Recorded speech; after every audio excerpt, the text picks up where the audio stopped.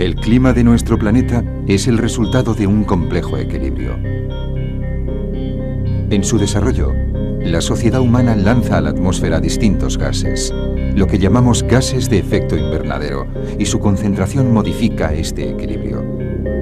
¿Cómo puede ajustarse a este proceso el mecanismo climático?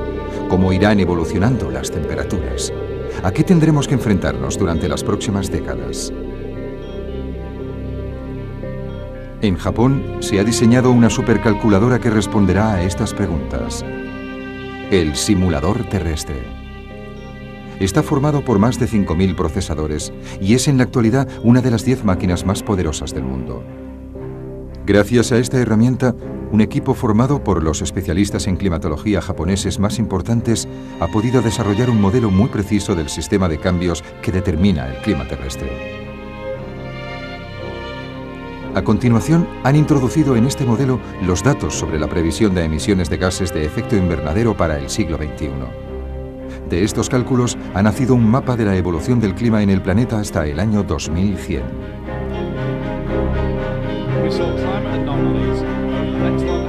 El profesor Robert Watson ha aceptado comentar con nosotros los resultados.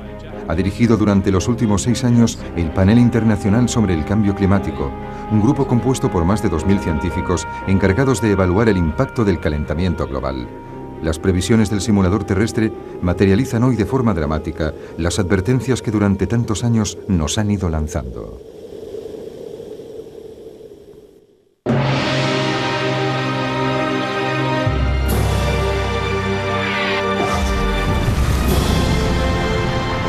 Calentamiento global, año 2100.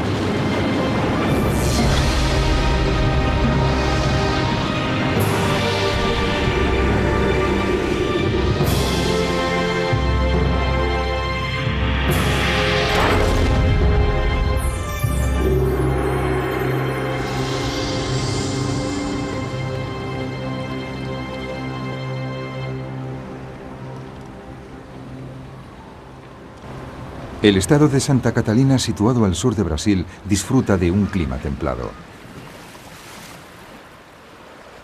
A finales de verano del 2004, tuvo lugar aquí por primera vez un extraño fenómeno climatológico. Apareció una amplia zona de bajas presiones ciclónicas en el mar a lo largo de la costa.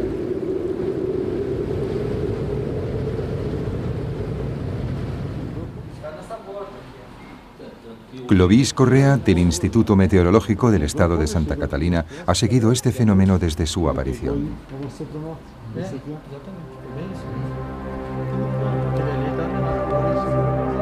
Las nubes se iban amontonando formando una gran espiral sobre el océano.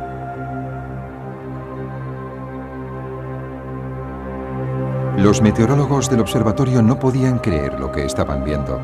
Esta formación de nubes se asemejaba a la de un ciclón tropical, pero los ciclones tropicales, llamados también huracanes o tifones, hasta ahora se habían formado cerca del Ecuador para después alejarse hacia latitudes mayores. No se había informado nunca sobre un fenómeno de este tipo en el Atlántico Sur. Además, esta zona de bajas presiones no se estaba desarrollando en el cinturón tropical, sino más al sur, en una zona templada. Yo estaba asombrado. No había otra palabra. Ninguno de nuestros meteorólogos había visto jamás algo como eso. La cosa parecía realmente seria. Un año antes, cuando el simulador terrestre comenzó a enviar sus primeros resultados, los investigadores se sorprendieron al ver aparecer las proyecciones de un fenómeno desconcertante: la presencia de un ciclón tropical en el mar, junto a las costas de Brasil. Era muy extraño. No debería haber ciclones en esa zona. Pensamos que se trataba de un error del programa. ¿Llegaría a ser realidad aquello que habían considerado una aberración? ¿Había anticipado el simulador terrestre un fenómeno atmosférico totalmente nuevo?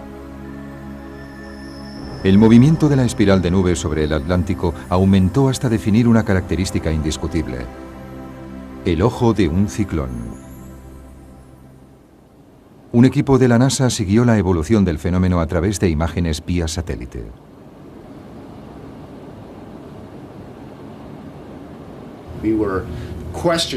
Al principio nos cuestionamos lo que estábamos viendo, pero con el paso de las horas se hizo evidente que efectivamente se trataba de un ciclón en formación.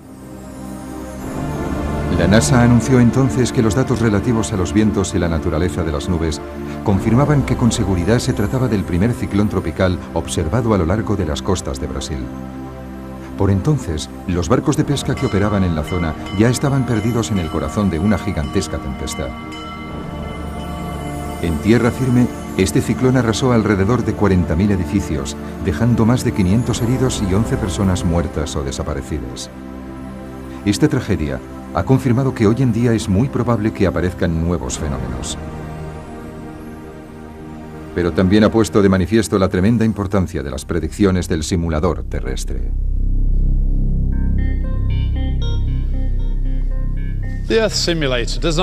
El simulador terrestre no nos proporciona predicciones meteorológicas para un día concreto, sino que nos da informes a largo plazo. Desde la revolución industrial, la concentración de dióxido de carbono en la atmósfera ha ido rápidamente en aumento. También la temperatura ha subido ya una media de 0,6 grados centígrados.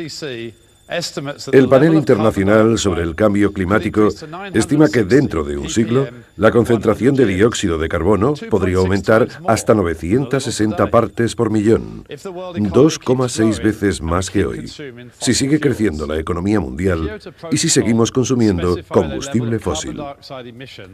Con la firma del Protocolo de Kioto, los países industrializados se comprometen a reducir sus emisiones de dióxido de carbono hasta quedar un 5% por debajo de los niveles obtenidos en 1990. Si se logra este objetivo, los niveles de CO2 llegarán en un siglo solo hasta 860 partes por millón. Si nos inventamos medios más eficaces para usar y producir energía, podríamos ir más allá y reducir los niveles de CO2 hasta 700 partes por millón sin necesidad de frenar el crecimiento económico. Este valor de 700 partes por millón es el que sirve de base para las proyecciones del simulador terrestre. El simulador predice que en el peor de los casos, en 100 años, la temperatura de la Tierra aumentará 4,2 grados de media. Una de las consecuencias más preocupantes del calentamiento global será la desertización del terreno y su impacto en la ecología. Este mapa nos muestra la posible evolución de la desertización en los próximos 100 años. Cuanto más roja sea una zona, más seca y árida será. En el 2100 será muy grave en el sur del continente africano, en Europa a lo largo de toda la zona mediterránea y también en el continente americano.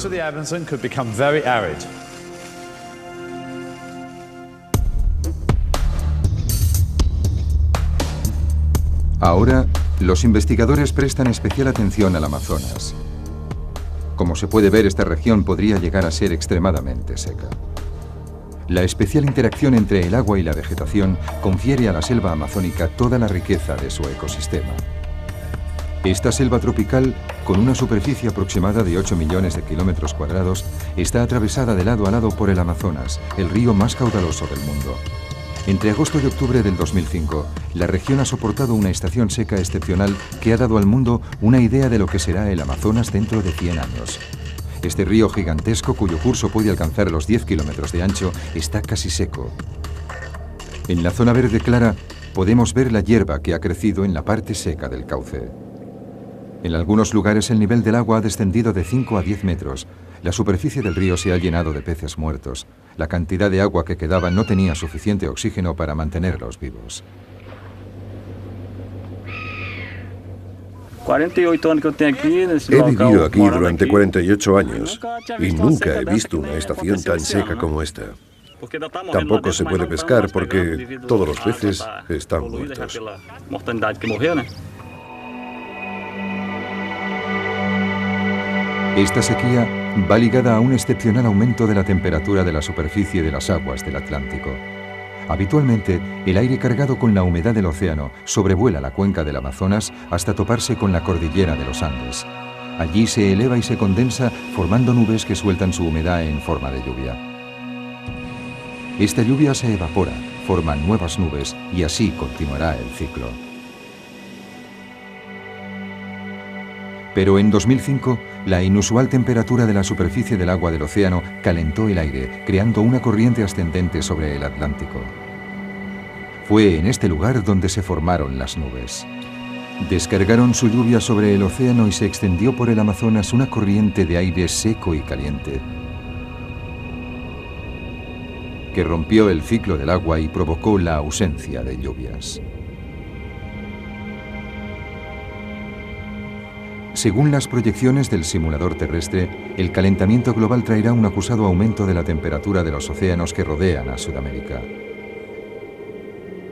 La circulación del aire seco de 2005 se convertiría en un fenómeno recurrente y llevaría a la desertización progresiva de la cuenca del Amazonas. ¿Qué será de esta selva tropical?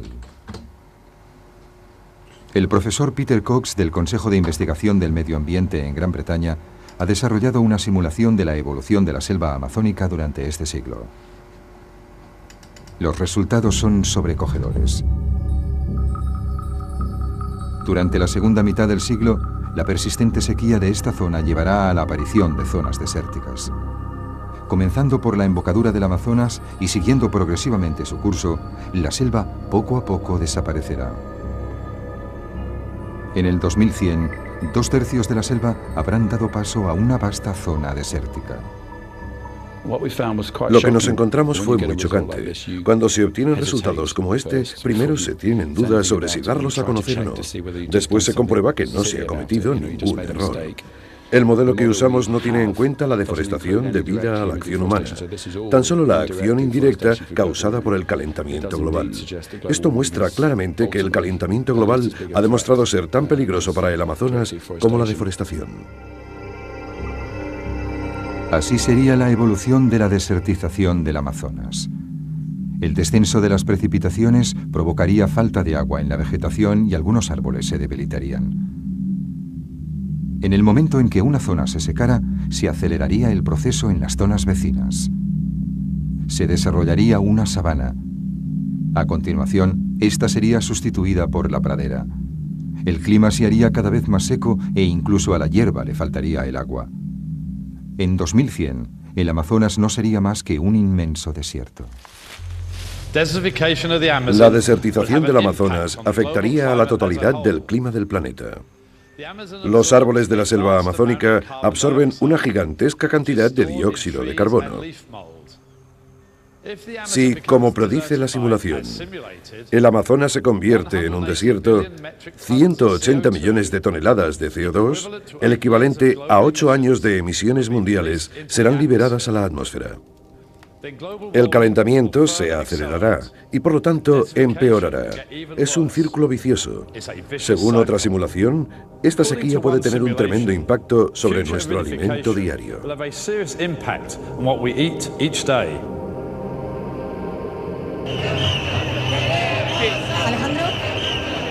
Es posible que estemos teniendo ya signos premonitorios de este problema. En julio de 2005, en el sur de España, se manifestaban 75.000 agricultores. El agua era el eje de sus reivindicaciones. Necesitamos el agua, principalmente para que haya muchas siembras, mucha comida y tú ya lo sabes. El agua es lo principal. En el año 2005, España no recibió más que la mitad de precipitaciones que en un año normal. Madrid conoció el clima más seco de los últimos 145 años. Pero es en la provincia de Murcia, al sureste del país, donde fueron más dramáticos los efectos de la sequía. La región es famosa por sus frutas y sus verduras, y a simple vista sus huertas parecen verdes.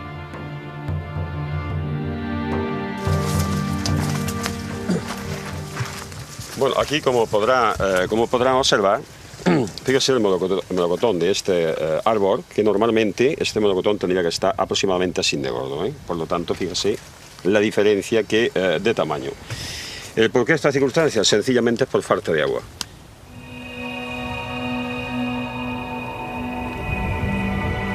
Esta excepcional sequía también supuso un duro golpe para la producción de cereales.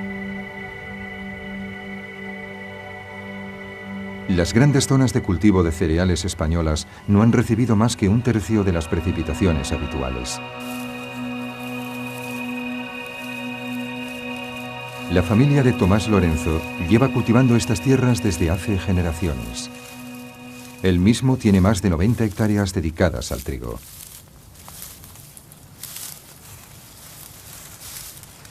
Normalmente pues puede 90 centímetros, 1,20 m. ¿Sí? ¿Podría? Sí. Así, una altura así, y mucho espeso. Tiene que ir. Mucho así, hay que ir apartando para poder andar. Si no, así esto nada. Todo ruinoso. Esto es la espiga, que tiene muy poco grano. Muy pocas espigas y las espigas sin grano. Esto no... nada.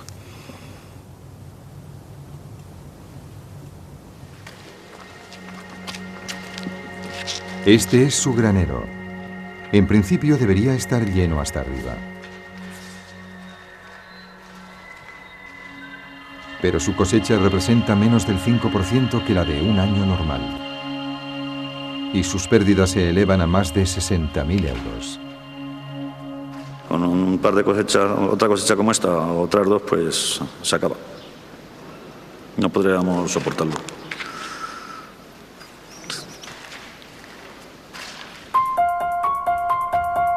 En 2005, la producción de cereales en España ha descendido en más del 40%.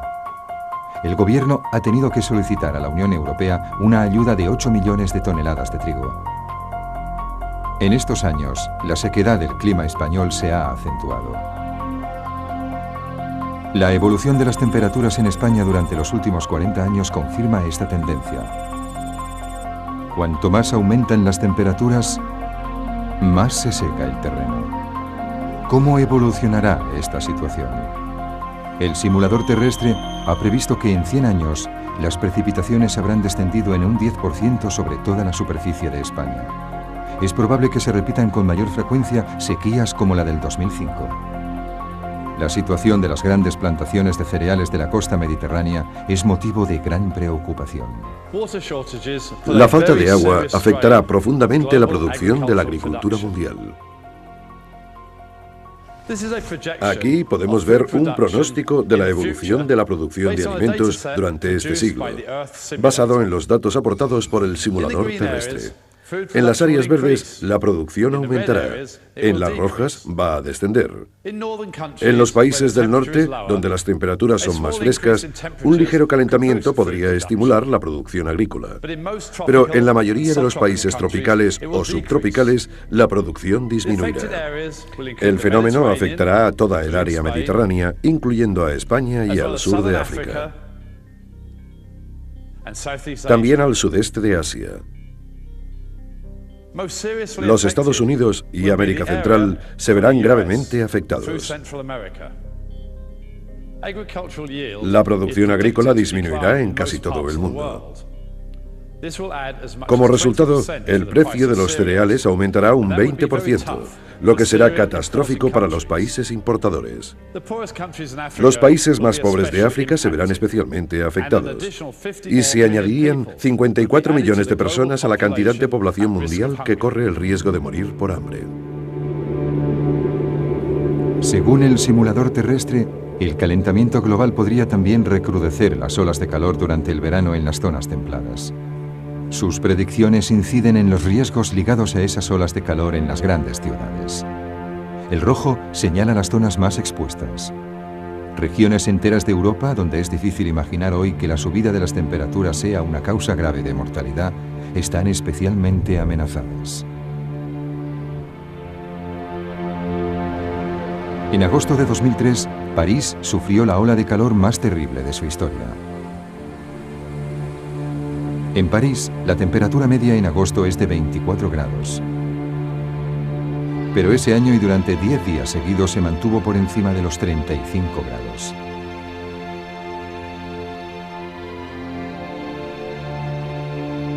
La ausencia de nubes durante todo el mes de junio había secado completamente la atmósfera sobre el país. Y en el mes de agosto, la zona de altas presiones que normalmente se estanca sobre el norte de África se desplazó hasta cubrir la totalidad de Francia. Es la combinación de la sequedad de la atmósfera y del calor aportado por las altas presiones lo que disparó la ola de calor. París no está acostumbrada a tales temperaturas y pocas viviendas están equipadas con aire acondicionado. Los equipos de emergencia se desbordaron con tantas llamadas. Yo no perdí el conocimiento, pero no podía ver nada. Todo estaba borroso, oscuro. Estaba muy asustada. Me decía, ¿ya está? ¿Eso es todo? ¿Me voy a morir? Un cuerpo deshidratado pierde la capacidad de sudar y su temperatura se eleva muy deprisa. Si la situación se prolonga, el cerebro y el corazón se ven afectados, provocando la muerte. Los hospitales parisinos se vieron desbordados por la llegada de pacientes deshidratados, la mayoría de ellos ancianos, quienes padecían convulsiones o habían entrado en coma. Esta ola de calor causó 15.000 víctimas en Francia y más de 30.000 en toda Europa. ¿Debemos esperar a que este fenómeno se repita? Esta curva, obtenida de los cálculos del simulador terrestre, indica las temperaturas medias más altas previstas para 3 días seguidos en la región parisina. A partir del año 2020, los años en los que la temperatura sobrepase los 35 grados varios días seguidos se harán más frecuentes y a partir del 2040 aparecerán verdaderas olas de calor. Es posible que la ola de calor del 2003 haya sido uno de los primeros signos que advierten de esta tendencia. En el futuro es probable que mucha gente muera en verano debido a las olas de calor. Muchos países, incluyendo aquellos que hasta ahora no han experimentado una ola de calor, pueden encontrar difícil cómo enfrentarse al impacto del calor extremo. El profesor Larry Kalkstein de la Universidad de Delaware ha utilizado los datos que ofrece el simulador terrestre para calcular la probable evolución de la cantidad de muertes debidas al calor en las grandes urbes. En Tokio, esa cantidad deberá multiplicarse por 2,5 dentro de 50 años y por 11 dentro de un siglo. En 2100, Londres conocerá 47 veces más muertes debidas al calor que hoy. Nueva York, 43 veces más. Los cálculos efectuados en 6 de las ciudades más grandes del mundo predicen todos ellos un fuerte aumento. Las cifras más impresionantes corresponden a ciudades situadas más al norte, en zonas que hoy disfrutan de clima fresco. En las ciudades situadas cerca del Ecuador, muy poca gente muere de calor. Las temperaturas son elevadas, pero varían poco. Tokio, Nueva York, Toronto o París son mucho más vulnerables porque un día pueden tener 35 grados y al día siguiente 20 grados. Las personas no están acostumbradas al calor. Los pueblos y las estructuras urbanas no están adaptados a eso. Las casas tampoco.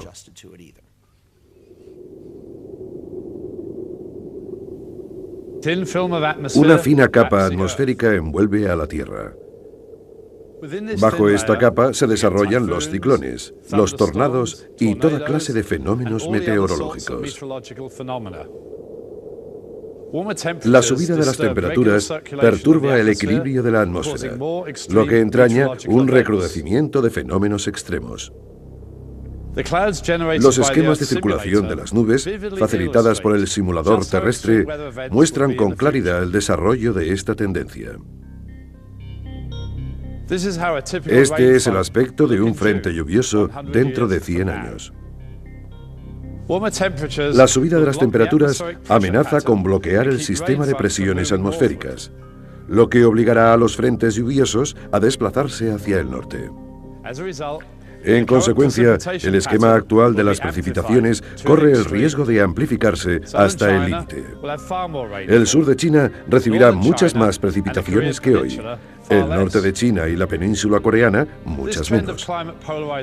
Esta tendencia hacia la polarización climática posiblemente se acelere durante las próximas décadas y se extenderá a otras partes del mundo. Hay que señalar que no solo aumentarán las precipitaciones, sino también la intensidad de las lluvias, como consecuencia del calentamiento global. ¿Qué queremos decir con lluvias intensas? Pues lluvias que descargan más de 30 mililitros por hora. Lluvias de semejante violencia conducen a inundaciones y corrimientos de terreno. Estas lluvias, asociadas a las tormentas tropicales, como son los huracanes o los tifones, podrían llegar a ser extremadamente destructivas. En el 2004, nada menos que 15 tifones golpearon Japón, todo un récord. Pero más importante que la cantidad fue la fuerza de esos tifones. Establecieron muchos nuevos récords seguidos, incluso el de la velocidad máxima de una racha de viento.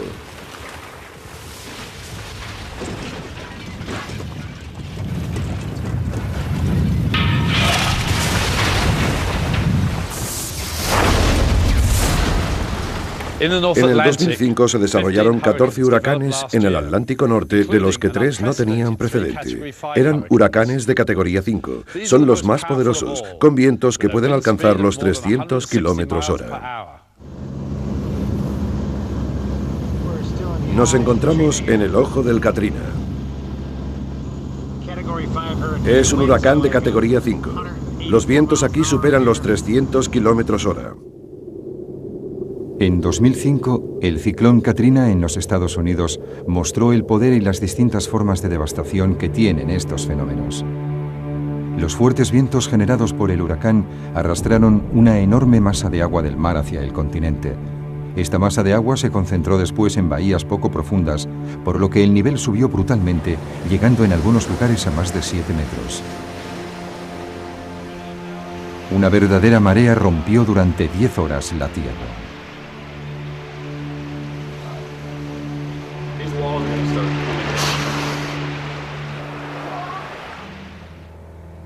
En especial, el pueblo de Biloxi, en Mississippi, fue uno de los más azotados.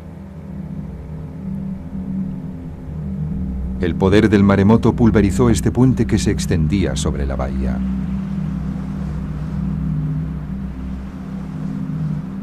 La extensión de los daños evidencia la violencia de un fenómeno que se extendió a más de 1 kilómetro tierra adentro.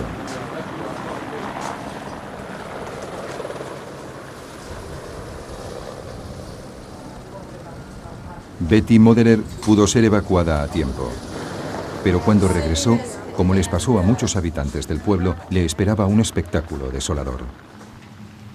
Trabajamos toda la vida pensando en que uno va a poder, en fin, para retirarnos. ¿Debemos sentarnos y dejar que el viento te arrastre? Es duro de aceptar.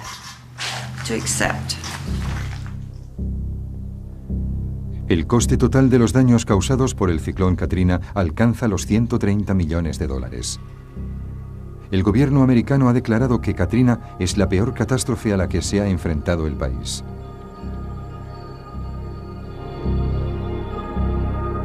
Los estudios han mostrado que el calentamiento global ha contribuido a agravar el fenómeno. El calentamiento global ha contribuido a la subida de las temperaturas de la superficie de los océanos. Medio grado Celsius de subida en la zona tropical del Atlántico en el 2006 se debe a este calentamiento.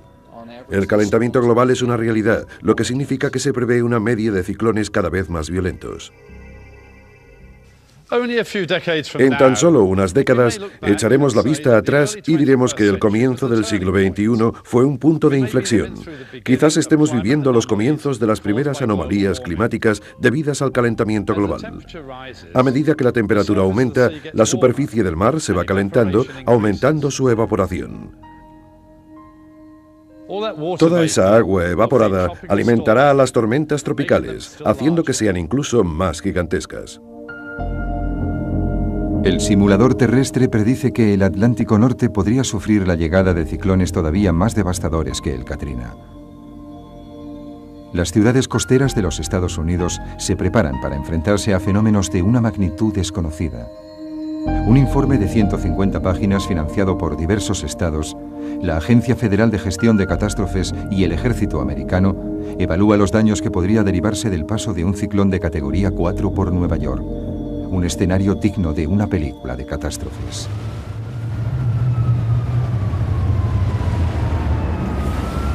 Vientos de más de 215 kilómetros por hora sacuden a los rascacielos.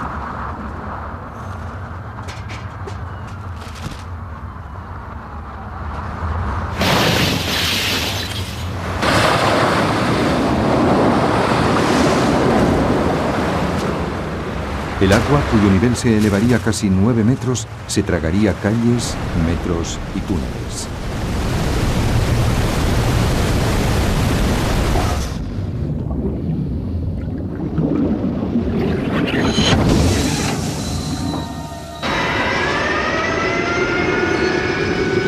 El informe concluye que es imposible evaluar el coste de los daños potenciales y solicita al gobierno y al Estado de Nueva York que construyan diques de contención gigantescos y que elaboren un plan de acción para un sistema de evacuación urgente. Muchos países alrededor del mundo se verán forzados a invertir mucho capital para controlar las catástrofes naturales, como hemos visto en el ejemplo de Estados Unidos. Pero no todos los países pueden permitirse tomar esas medidas necesarias. Bangladesh es uno de esos países.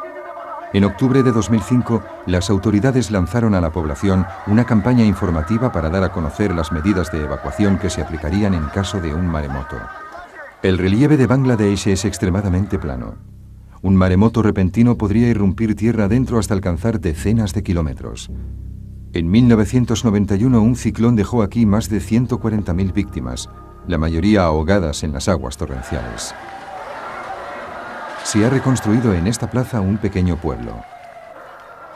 El objetivo es enseñar a los espectadores cómo deben comportarse en caso de una catástrofe como esta. Los vecinos del pueblo deben reunirse en los refugios anticiclones construidos especialmente para esas catástrofes. El mensaje es claro: solo un edificio fuerte de al menos 2 plantas puede ofrecer una verdadera protección. Pero los fondos públicos son insuficientes y la construcción de esos refugios ha sufrido un retraso considerable. Si llega a las costas una ola de esas características, solo tendríamos refugio para el 20% de la gente. Esta escasez de refugios significa que el 80% de la población no tendrá ningún sitio en el que poder protegerse. El calentamiento global acentúa cada día más el riesgo de un maremoto sobre Bangladesh.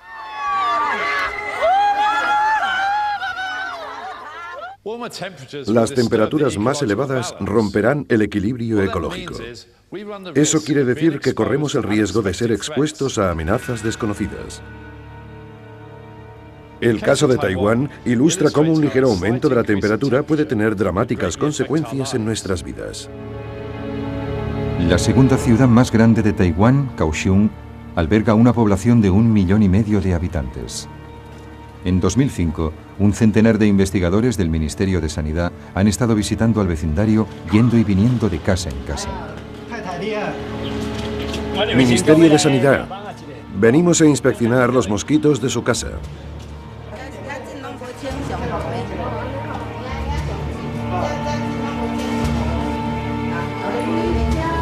Registraban exhaustivamente cada casa en busca de mosquitos o lugares en los que hubiesen podido depositar sus huevos.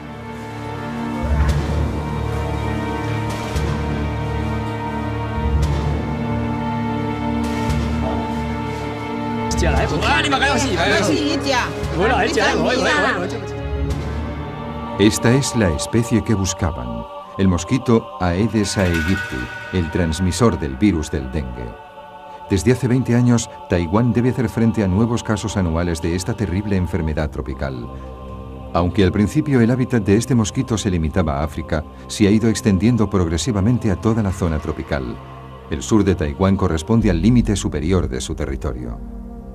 El dengue es una fiebre causada por un virus que se transmite al hombre por la picadura de un mosquito infectado. La primera infección provoca una fiebre alta y violentas erupciones cutáneas. Aquellos que mueren por la enfermedad tienen suerte. Por la noche el dolor era insoportable, como si los insectos estuviesen royéndome los huesos. Me sentía todo el tiempo débil y entumecida. Verdaderamente, era como estar en el infierno.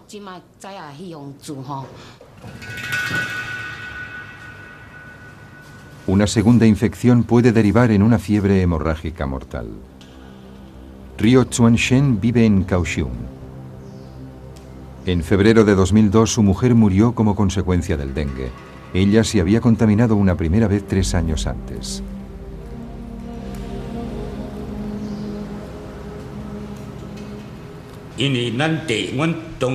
Mi mujer ya había padecido la fiebre del dengue una vez y no fue tan grave. Jamás habría imaginado que moriría la segunda vez.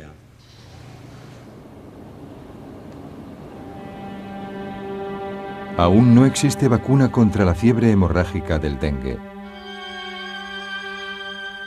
Cada año causa la muerte de 24.000 personas, sobre todo en la zona tropical. Durante la década de los 90, solo se registraron en Taiwán unos cientos de casos. Pero en 2002, la cifra se disparó hasta 5.000. ¿Cómo explicar este aumento? Un profesor de la Universidad de Kaohsiung ha estudiado la correlación que existe entre este fenómeno y la evolución de las temperaturas. El virus llega cada año a la isla de Taiwán procedente del continente. Pero las larvas del mosquito portador mueren cuando la temperatura desciende por debajo de los 20 grados centígrados. Por eso el virus se erradica de la isla de forma natural cada invierno. Según la profesora Selon Pai-Shuhua de la Universidad de Kaohsiung, el espectacular aumento de los casos del dengue en 2002 está ligado al aumento de las temperaturas invernales. Durante los últimos años, incluso en invierno, las temperaturas medias han permanecido por encima de los 20 grados. Las larvas del mosquito no han sido pues eliminadas por el frío, y eso ha sido la causa del aumento de la cantidad de infecciones por dengue. De todos modos, es solo mi opinión. En el pasado, las temperaturas medias invernales de Kaohsiung eran siempre inferiores a 20 grados. Pero desde 1997 se han mantenido a menudo por encima de este límite, incluso en invierno. Esto es lo que permite que el dengue se extienda. Las larvas del mosquito portador sobrevivieron al invierno del 2001-2002 y la epidemia continuó. Este mapa oficial muestra la extensión de la zona afectada por el dengue. De momento, está confinada al sur de la isla, en el área de Kaohsiung. Para luchar contra el riesgo de infección en la ciudad, desde el mismo instante en que se declara un caso, se lanza una campaña de exterminio. Se revisan 10.000 hogares. Es una tarea titánica, pero ha permitido evitar que se repita la epidemia de 2002. No obstante, las autoridades están preocupadas. Si continúa el calentamiento global, podría extenderse la zona amenazada a toda la isla.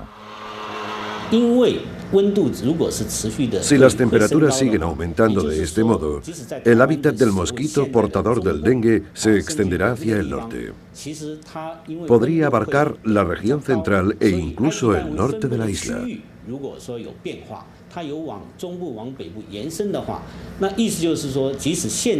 Corremos el riesgo de que se declaren casos en zonas en las que jamás se había manifestado. Si las temperaturas siguen aumentando, ¿hasta dónde se extenderá el dengue? Este mapa representa las zonas amenazadas hoy por esta enfermedad.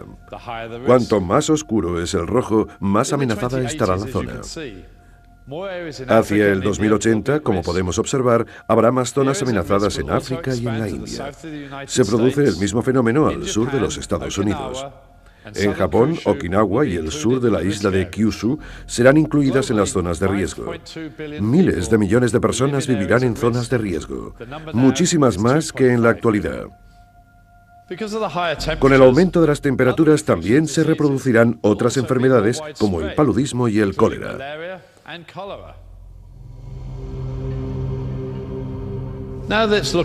Veamos ahora otra simulación. Nos muestra que cerca de 260 millones de personas corren el riesgo de perder sus hogares debido a los cambios bruscos del clima mundial. Estas personas se convertirán en lo que llamaremos refugiados medioambientales. ¿Dónde van a ir? Una entrada repentina de población podría ocasionar fricciones dentro de cualquier comunidad. En la zona ártica, la población ya se está viendo forzada a trasladarse. La isla de Shishmaref está situada a lo largo de la costa noroccidental de Alaska. es una estrecha franja de tierra de unos 5 kilómetros de largo. Aquí viven unas 600 personas. La mayoría de los miembros de esta comunidad pertenece a la tribu india de los Inupiaq. Su modo de vida ancestral se basa en la pesca y la caza. Pero pronto tendrán que dejar su isla. Durante los últimos años, la erosión ha desgastado la costa y muchos habitantes de la isla han visto cómo el mar se tragaba sus casas.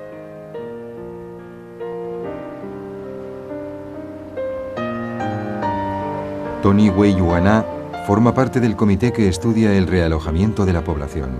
Durante 9 años ha estado observando los daños ocasionados por la erosión costera. Y la situación empeora día a día.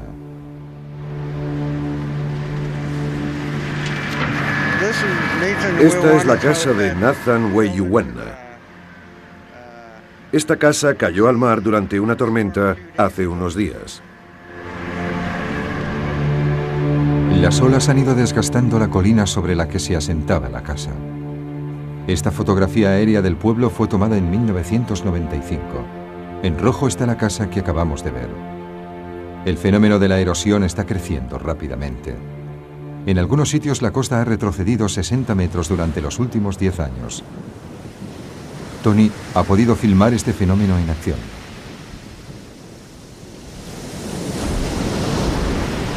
Si el terreno que constituye la base de las colinas se rompe con tanta facilidad, es porque se trata de permafrost. Cuando la tierra congelada se encuentra expuesta al aire libre, se funde literalmente ante las embestidas de las olas. Si hoy es tan vulnerable, es debido a la disminución del casquete glaciar del Polo Norte.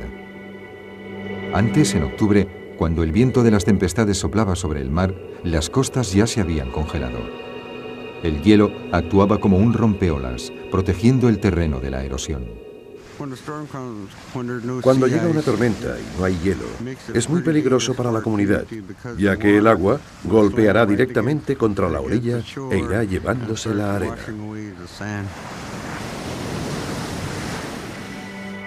Los datos del satélite muestran con claridad que el límite del hielo oceánico durante el mes de octubre ha retrocedido 500 kilómetros hacia el norte durante los últimos 30 años. Y según el simulador terrestre, en verano todo el conjunto del casquete polar puede haber desaparecido para el año 2070.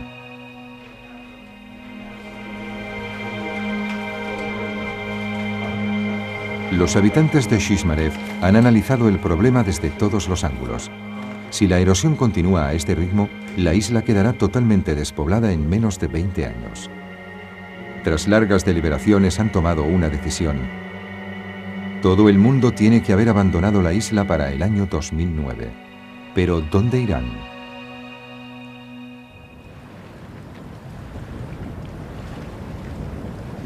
Esta pradera, situada en el continente, en Alaska, a unos 20 kilómetros de la isla, es una de las posibilidades barajadas. Pero para que el pueblo se asiente allí es necesario construir carreteras y una pista de aterrizaje. No hay suficientes fondos para tal obra de ingeniería. Desde el punto de vista económico, es mucho más realista buscar un pueblo que ya exista, dotado de infraestructuras. Pero los habitantes temen que su asentamiento cause fricciones con la población que ya vive en esos pueblos.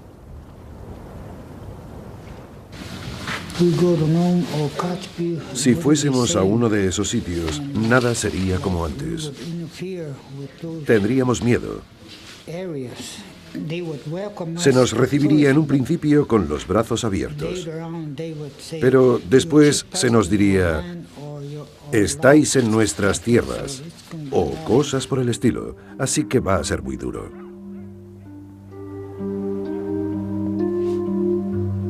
Temiendo que surjan conflictos, con toda seguridad preferirían evitar instalarse en un lugar ya habitado. Esta comunidad nunca habría imaginado hallarse ante una prueba semejante.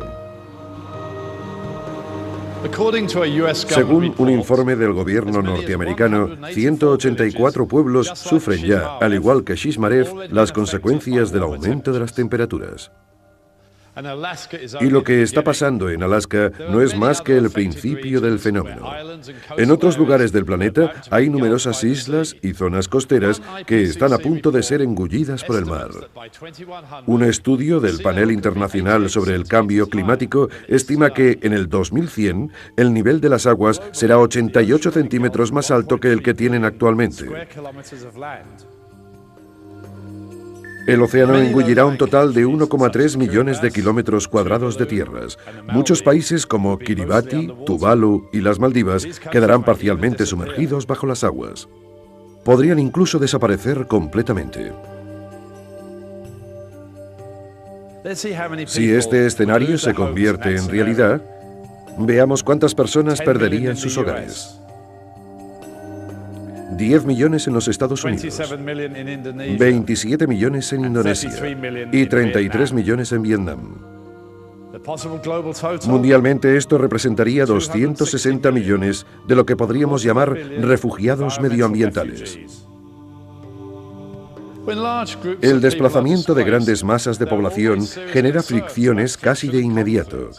Esto es ya motivo de honda preocupación entre los habitantes de Shishmaref. Me preocupa el hecho de que las migraciones masivas causadas por los cambios climáticos puedan derivar en conflictos mundiales y desestabilizar el planeta de un modo hasta hoy sin precedentes.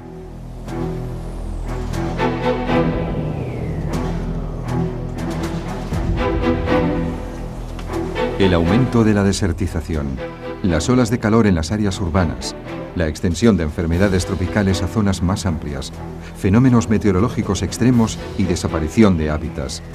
Todas estas predicciones del simulador terrestre nos muestran la cantidad de amenazas a las que nos veremos expuestos este siglo por el simple aumento de unos cuantos grados en la temperatura global. No debemos olvidar que estas simulaciones se basan en la hipótesis de que, gracias a nuestros avances en el uso eficaz de la energía, los niveles de CO2 dentro de 100 años se limitarán a 700 partes por millón. Esta cifra está muy por debajo de las 960 partes por millón que alcanzaríamos si seguimos aumentando las emisiones de dióxido de carbono. Entonces, ¿qué tendríamos que hacer para evitar que el futuro planteado por el simulador terrestre se hiciera realidad? En 2005, los países europeos llegaron a un acuerdo según el cual, para frenar el calentamiento global, es necesario que en 2050 se hayan reducido a la mitad las emisiones de gases de efecto invernadero. Con esto lograríamos evitar las catástrofes que acabamos de evocar. Primero, para el 2050 tenemos que reducir a la mitad las emisiones mundiales de gases de efecto invernadero. ¿Es esto posible? Lograr este objetivo será muy difícil. ¿Por qué? Porque aunque se cumplan todos los objetivos del Protocolo de Kioto, las emisiones mundiales de gases de efecto invernadero siempre irán en aumento. Para poder llegar a disminuir las emisiones a la mitad, debemos descubrir nuevas fuentes de energía, desarrollar nuevas tecnologías para el almacenamiento energético y poner en marcha cualquier tecnología que esté a nuestro alcance para reducir la emisión de gases de efecto invernadero. Los países industrializados y los países en vías de desarrollo deben enfrentarse conjuntamente ante este reto.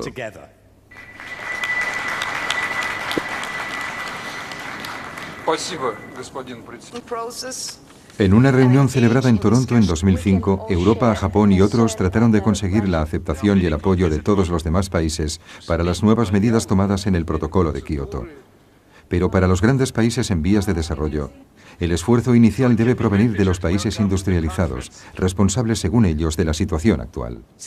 Desde la independencia hemos intentado subir el nivel de vida de nuestra gente. El cambio climático, resultado de los modelos históricos y de las emisiones actuales de los países desarrollados, amenaza con anular todos los esfuerzos de desarrollo. Primero, las naciones desarrolladas deben prometer reducciones y luego deben invertir dinero y tecnología en los países en vías de desarrollo para frenar el calentamiento global. Por el contrario, los Estados Unidos, líderes mundiales en cuanto a las emisiones de gases de efecto invernadero, no ratificaron el Protocolo de Kioto con la excusa de que supondría un freno para su desarrollo económico. Se negaron a considerar la puesta en marcha de medidas restrictivas, fueran las que fueran. No se puede lograr el progreso a través de rígidas negociaciones. Creemos que la mejor acción y la mejor manera de avanzar es la que tiene en cuenta la diversidad de estas acciones y los distintos puntos de vista. Finalmente, y a pesar de los esfuerzos realizados, la única decisión confirmada por esta conferencia fue la de seguir con las negociaciones. ¿Lograremos llegar a un acuerdo que salve a nuestro mundo de las catástrofes anunciadas? El tiempo apremia. Mientras seguimos discutiendo, las temperaturas aumentan inexorablemente.